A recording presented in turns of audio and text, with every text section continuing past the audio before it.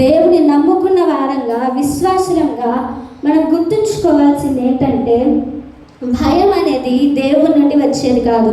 Fear is not from God, fear is from the devil.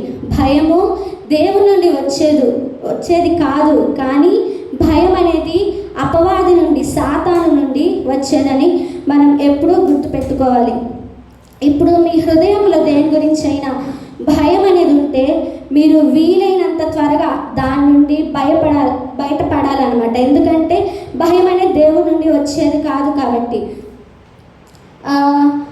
ఒక క్రైస్తవులంగా మీకు మీ హృదయంలో భయము ఎప్పుడైనా వచ్చినప్పుడు మనం ఏం గుర్తుంచుకోవాలంటే, బైబిల్లో మనం చూసినట్లయితే తిమోతికి రాసిన పత్రిక 1వ అధ్యాయం 7వ వచనాన్ని మనం చూస్తే, దేవుడు మనకు శక్తియు, ప్రేమయు, ఇంద్రియ నిగ్రహము గల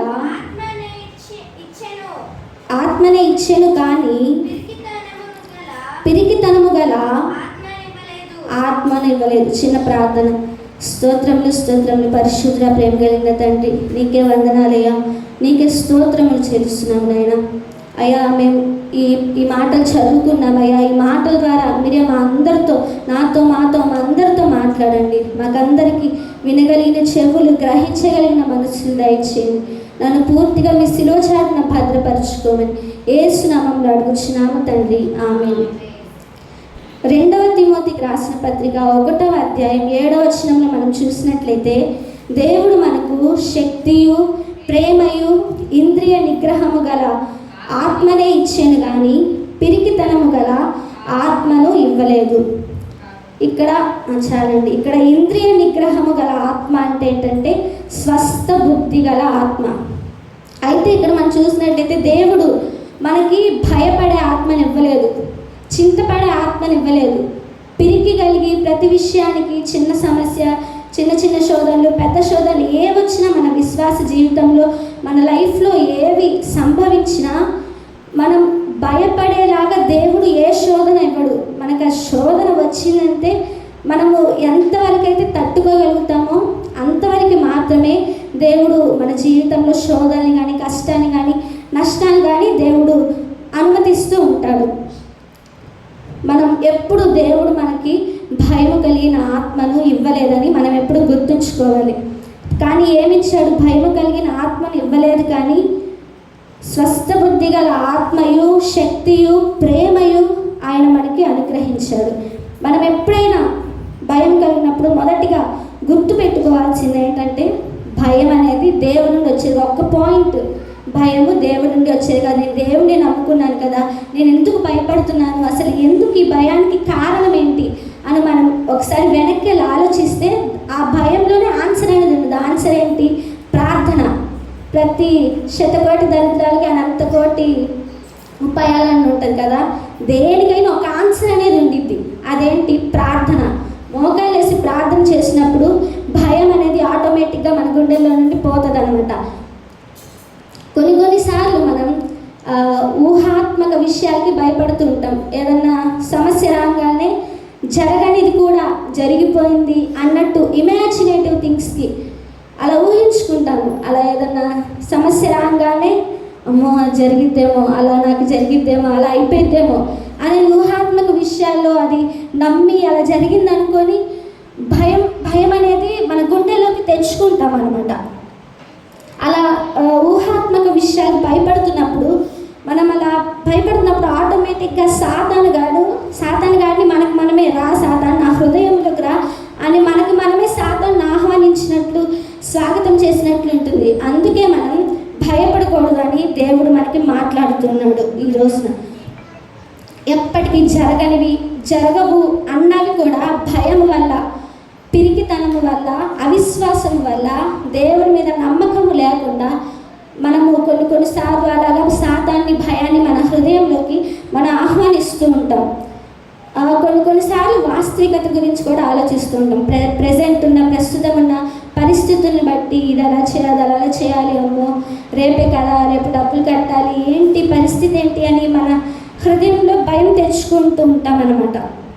అయితే బైబిల్ గ్రంథంలో ఏముంది? భయం అనేది హానిని కలుగు చేస్తుంది. చేస్తుంది. Fear causes harm. భయం అనేది హానిని కలుగ చేస్తుంది.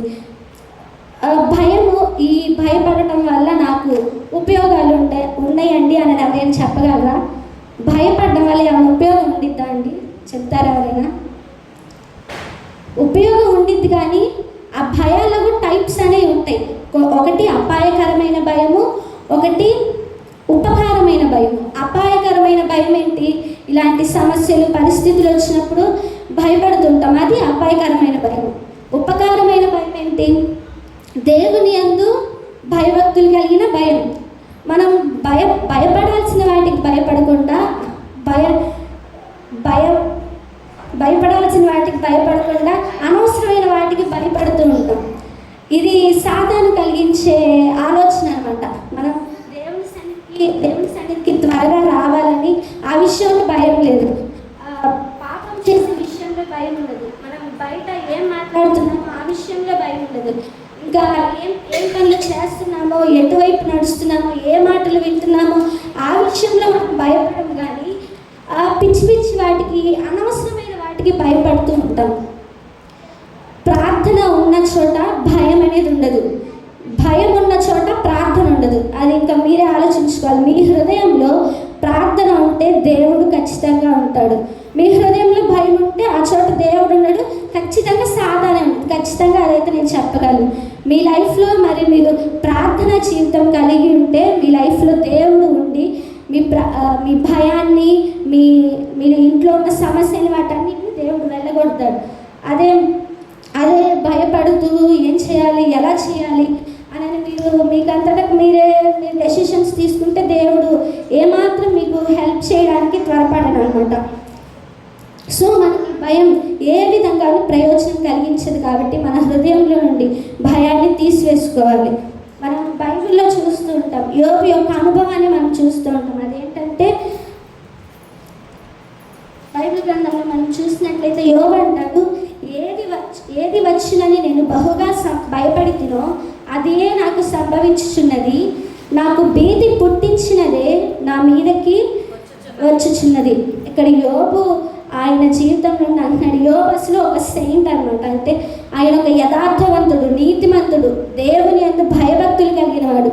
ఏ కొరత కొదువ లేకుండా ప్రతీది దేవుడు యోబుకి ఇచ్చాడు. అయితే సాతాను యోబుకి ఒక పరీక్ష పెడదాం అనుకుంటాడు. దేవుడు అనుమతితోనే మనందరికి తెలుసు, ఒక పరీక్ష పెడదాం అనుకుంటాడు. అయితే దేవుడు ఖచ్చితంగా చెప్తాడు, యోబు నా బిడ్డ ఏమాత్రం నీ మాటలకి లొంగిపోడు, ఎన్ని ఉన్నా లేకపోయినా ఆయన నన్ను మాత్రమే ఆరాధిస్తాడు, సమస్యల్లో అయినా కష్టాల్లో అయినా శ్రమలని ఆయుధంగా చేసుకొని నన్ను మాత్రమే ఆరాధిస్తాడని దేవుడు అప్పుడే చెప్పాడు. అయినా కానీ సాతాను దేవుని మాట వినకుండా యోబు జీవితంలోకి సమస్యల్ని, శోధనల్ని అన్నిటినీ అనుమతిస్తాడనమాట, స్వాగతిస్తాడు. అయితే యోబుకి భర్త, భార్య, పిల్లలు అందరూ వెళ్ళిపోతారనమాట, పిల్లలు చనిపోతారు. ఇంకా పెద్ద రోగం అనేది యోబుకి మనం వచ్చినట్లుగా మనం చూస్తూ ఉంటాం. అయితే యోబు ఇంత రోగము, ఇంత దరిద్రత ఆయన జీవితంలోకి వచ్చిన దేవుడు ఎప్పుడు ఏంటయ్యా, నేను ఇన్ని రోజులు నిన్ను ఆరాధించాను కదా, నిన్ను స్తుతించాను కదా, ఎందుకు నాకే ఇన్ని సమస్యలు ఇస్తున్నావు అని ఒక్క మాట కూడా ఎప్పుడు దేవుడిని అనలేదు. ఎప్పుడు భయపడలేదు. ఏంటి ఎలా జరిగింది, నేను చచ్చిపోతానేమో, అమ్మో ఏంటి నాకు ఇలా జరుగుతుంది అని ఎప్పుడు భయపడలేదు. దేవుడిని కూడా ఒక్క ప్రశ్న కూడా అడగలేదన్నమాట. ఎందుకంటే యోబు జీవితంలో ప్రార్థన ఉంది, యోబు జీవితంలో దేవుడు ఉన్నాడు. కాబట్టి యోబు ఎప్పుడు భయపడలేదు, దేవుణ్ణి ఎదురు తిరిగి ప్రశ్న వేయలేదు. ఒక సాంగ్ ఉండిద్ది కదా, నేనెల్లప్పుడూ యెహోవాను సన్నతించెదను, నిత్యము ఆయన కీర్తి నా నోట నుండును. నేనెల్లప్పుడూ యెహోవాను సన్నతించెదను, నిత్యము ఆయన కీర్తి నా నోట నుండును. అంతా నా మేలుకే ఆరాధన యేసుకే, అంతా నా మనిషికే తన చిత్తమును తలవంచి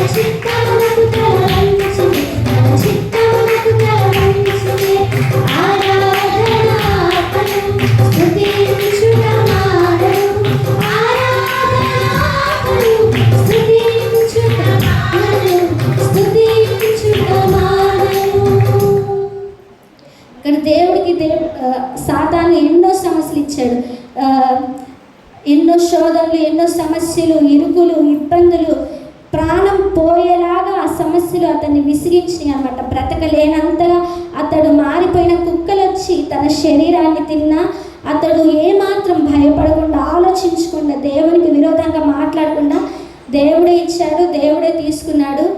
దేవుడు ఏది చేసినా నా మేలుకే చేస్తాడు. నేను దేవుడు నాకు ఏది ఇచ్చినా దేవునికి స్తోత్రం చెల్లిస్తాను, ఏమి ఇవ్వకపోయినా దేవునికి స్తోత్రం చెల్లిస్తాను. ఎవ్వరు ఉన్నా ఎవ్వరు లేకపోయినా, ఎన్ని అవమానాలు, ఎన్ని నిందలు, ఏది ఉన్నా లేకపోయినా నాకు దేవుడే కావాలి, దేవుడిని మాత్రమే స్తుతిస్తానని యోబు నిలబడ్డాడు. దేవుడు ఆ తర్వాత ఈ పరీక్ష అంతా అయిపోయాక దేవుడు అతనికి 2 అంతల ఆశీర్వాదం ఇచ్చాడు, కరెక్టే. కానీ ఆయన జీవితంలో ఒక అనుభవం అనేది చెప్తున్నాడు ఇక్కడ. ఏది వచ్చినని నేను బహుగా భయపడితినో అదే నాకు సంభవించుచున్నది. అయితే యోబు జీవితంలో ఒక సంఘటన జరిగింది. అతడు ఒక విషయంలో భయపడతాడు, అది నాకు వస్తుందేమో అనని ఒక విషయంలో భయపడతాడు అనమాట. అతడు ఏదది వచ్చిందో అని భయపడ్డాడో అదే అతనికి సంభవించిందంట. నాకు భీతి పుట్టించినదే నా మీదకి వచ్చిన. ఏ విషయంలో అయితే ఆయన భయపడ్డాడో, ఏ విషయంలో అయితే ఆయన భీతి చెందాడో అదే ఆయన మీదకి వచ్చిందని ఆయన అనుభవంలో నుండి యోబు చెప్పినట్లుగా మనం చూస్తున్నాం. ఈ రోజులో మనం కూడా అమ్మో నాకు అది వచ్చిద్దేమో, అది నాకు సంభవించిద్దేమో, అది వస్తే నా పరిస్థితి ఏంటి అనని మనం కూడా ఆలోచిస్తుంటాం. మనం ఏదైతే అనుకుంటామో అదే మనకి జరిగే అవకాశాలు ఉంటాయి అన్నమాట. కరోనా టైంలో కూడా ఒక అతను, ఆయనకి కరోనా రాలేదు, ఏం రాలేదు, సిమ్టమ్స్ కొన్ని సిమ్టమ్స్ ఉన్నాయి. అయితే ఆయనకి కరోనా ఎక్కడ వచ్చిద్దో అని ఓన్లీ భయపడ్డాడంట. ఆ భయపడడం వల్ల ఆయన కరోనా రాలేదు, ఏం రాలేదు, కానీ భయపడడం వల్ల చనిపోయాడు. ఆయనకు ఊరొచ్చింది. భయము హాని కలుగు చేస్తుంది, దేవుడు ముందుగానే చెప్పాడు. అట్లా మనం ఎగ్జాంపుల్స్ కూడా చూస్తూ ఉన్నాం, లోకంలో చాలా జరుగుతుంటాయి. భయపడడం వల్ల చాలామంది చాలా చేసుకుంటున్నారు. అందుకని మనం క్రైస్తవులంగా భయపడడం నేర్చుకోకూడదు. ప్రతి విషయంలో ధైర్యం కలిగి సింహముల వలె ధైర్యంగా ఉండాలని దేవుడు మనతో మాట్లాడుతున్నాడు. ఒక్కొక్కసారి ఏం జరిగిందంటే మన భయం అనేది మనలో ఉన్న ఆనందాన్ని, మనలో ఉన్న సంతోషాన్ని దొంగలిస్తూ ఉండిద్ది. ఒక పక్షి ఒక పంజరంలో కేజ్లో ఎలాగైతే ఇరుక్కుపోయిద్దో మనం కూడా భయంలో అలా మనం ఒక మనుషులంగా భయంలో అలా ఇరుక్కుపోతూ ఉన్నాం. దానిలో నుండి బయటికి రాలేము. ఎంత చేసినా బయటికి రాలేమన్నమాట. దేవుడు ఆకాశంలో చూస్తుంటాడు, ఎప్పుడు వచ్చిద్ది, ప్రార్థన చేసిద్దా లేకపోతే ఈ భయంలోనే ఉండిద్దా అని దేవుడు చూస్తూ, దేవుడు కూడా మీ వల్ల భయపడుతుంటాడు. ఇక్కడ మీరు భయపడుతూ ఉంటే దేవుడు కూడా నా బిడ్డ ఎప్పుడు వచ్చిద్దో, ఇలానే భయంలో కూర్చునిద్దా, నా దగ్గరకు వచ్చిద్దా అని దేవుడు భయపడుతూ ఉంటాడనమాట. మనమేమో అలా పంజరంలో ఇరుక్కుపోయినట్టు ఉంటాము. భయం అనేది మన హృదయాన్ని పట్టుకునిద్ది, దానిలో ఉండి బయటికి రాకుండా అలానే పట్టుకొని ట్రాప్ చేసుకొని ఉండిద్ది అన్నమాట. అటువంటప్పుడు మనం వెంటనే మోకాళ్ళేసి, దేవా నా వల్ల కావట్లేదు, ఇది ఈ విషయంలో నాకు చాలా భయం వేస్తుంది, నాకెందుకు ఈ సమస్యలు, ఈ బాధలు, దయచేసి నా భారం నీ మీదే మోపుతున్నాను, మీరే నాకు సహాయం చేయాలి, ఈ లోకంలో నువ్వు తప్ప నాకు ఎవరు లేరు, నాలో ఉన్న భయాన్ని తీసివేయి, మీరే నాకు సహాయం చేయండి అని మనం దేవునికి ప్రార్థన చేసినప్పుడు దేవుడు మన భయాన్ని ఆటోమేటిక్గా తీసేస్తాడు. మన బైబిల్లో కొన్ని ఎగ్జాంపుల్స్ చూస్తాం. పేతురు నీళ్ళ మీద నడుస్తాడు. దేవుడిని అడుగుతాడు, యేసయ్య నేను కూడా నడుస్తాను నీకులాగా నీళ్ళ మీద అంటే, సరే పేతురు వచ్చి నడువు అంటాడు. పేతురు నడుస్తూ ఉంటాడు, అందరు షాక్ అవుతుంటారు. పేతురు నడుస్తూ ఉంటే పక్కన ఒక గాలిలాగా వచ్చిందనమాట. ఈ నీళ్ళ మీద నడుస్తున్న పేతురు ఎప్పుడైతే ఆ గాలి సౌండ్ విని భయపడ్డాడో, భయపడ్డాడో అప్పుడే నీళ్ళల్లో మనగడం స్టార్ట్ చేశాడు. దేవుణ్ణి చూస్తూ బాగా నడుస్తున్నాడు. ఎప్పుడైతే భయము, సాతాను అనేది వాడిలో అతని పేతురులోకి వచ్చేసిందో అప్పుడు అతను నీళ్ళలో మునగడం, భయపడడం స్టార్ట్ చేశాడు. అప్పుడు దేవుడు అల్ప విశ్వాసి అతన్ని అంటాడు. ఈ రోజులో మనం కూడా దేవుని వైపు చూస్తుంటే మనకి ఏ సమస్యలో, ఏ ఇబ్బందులు ఉండవు. ఎప్పుడైతే దేవుని నుండి దారి మళ్ళుతామో, దేవుని నుండి తప్పిపోతామో సాతాను మన దగ్గరికి వచ్చేసేస్తాడు. అన్ని ఇబ్బందులు, శోధనలు అన్నీ పెట్టేసేస్తాడు. వంకర మార్గంలో మనం వెళ్ళకూడదండి. దేవునిలో ఉంటే ఏ భయము మన దగ్గరికి రాదు, మనకి ఏ దిగులు ఉండదు, ఏ చింత ఉండదు. దేవుని గురించి చింతపడుకుని కానీ ప్రతి విషయంలోనూ ప్రార్థన విజ్ఞాపనం చేత దేవునికి కృతజ్ఞతాస్తుతులు చెల్లించడానికి మనం చూస్తున్నాం. ఏది వచ్చిన చింత మాత్రం ఉండదు. వెంటనే ఏదైనా ఒక సమస్య వచ్చిందంటే ప్రార్థన, మెయిన్ ప్రార్థన. ఒక విశ్వాస జీవితంలో మెయిన్ ప్రార్థన. ఆ ప్రార్థన అనేది లేకపోతే ఆ క్రైస్తవుని జీవితానికి, ఆ విశ్వాసానికి ఒక అర్థమైన లైఫే ఉండదన్నమాట. మెయిన్ ఆయుధం ప్రార్థన అనేది ఉండాలన్నమాట. ఏది ఉన్నా ఏది లేకపోయినా స్తోత్రం చేయించాలి దేవునికి. ఏ విషయంలో అయినా ఆరాధన చేయించాలి. అంతేగాని పిరికి వారంగా సాతాను ముద్దు బిడ్డలంగా భయపడకూడదు. భయపడితే సాతాను ముద్దు బిడ్డలం అంటారనమాట. అయితే దేవునికి భయపడ్డామనుకో, దేవుడు నాకు తోడుగున్నాం అనుకో, యేసయ్య ముద్దు బిడ్డలు, దేవుని ముద్దు బిడ్డలు అని మనకు పేరు వచ్చింది అనమాట. అయితే మనం ఏ విషయంలో భయపడకూడదు. మన హృదయంలోకి భయం రానివ్వకుండా మన హృదయాన్ని మనం కాపాడుకోవడం నేర్చుకోవాలి. దేని చేత? ప్రార్థన చేత, దేవునికి కృతజ్ఞతాస్తుతులు చెల్లించడం చేత మన హృదయంలోకి మనం భయం లోపలికి రానివ్వకుండా మన హృదయం మనం భద్రపరచుకోవాలన్నమాట. అప్పుడు దేవుడు మన హృదయంలోకి వచ్చి మన హృదయంలో ఎటువంటి భయం, ఏ బాధ అయితే ఉందో మొత్తాన్ని తీసేసి మన హృదయాన్ని ఆనందంతో ఆయన నింపుతాడు. మనం ఎప్పుడైతే దేవుని మీద నమ్మకం ఉంచుతామో ఎటువంటి భయం ఇంకా మన దగ్గరికి రాదండి. సో మన లైఫ్లో మనం ఎప్పుడు భయపడకుండా ప్రతి విషయంలో ప్రార్థన విజ్ఞాపనల చేత ఎప్పుడు దేవునికి కృతజ్ఞతాస్తుతులు చెల్లించే వారంగా ఉండాలి. ఈ కొద్ది మాటలు దేవుని దీవించుగాక. ఆమేన్.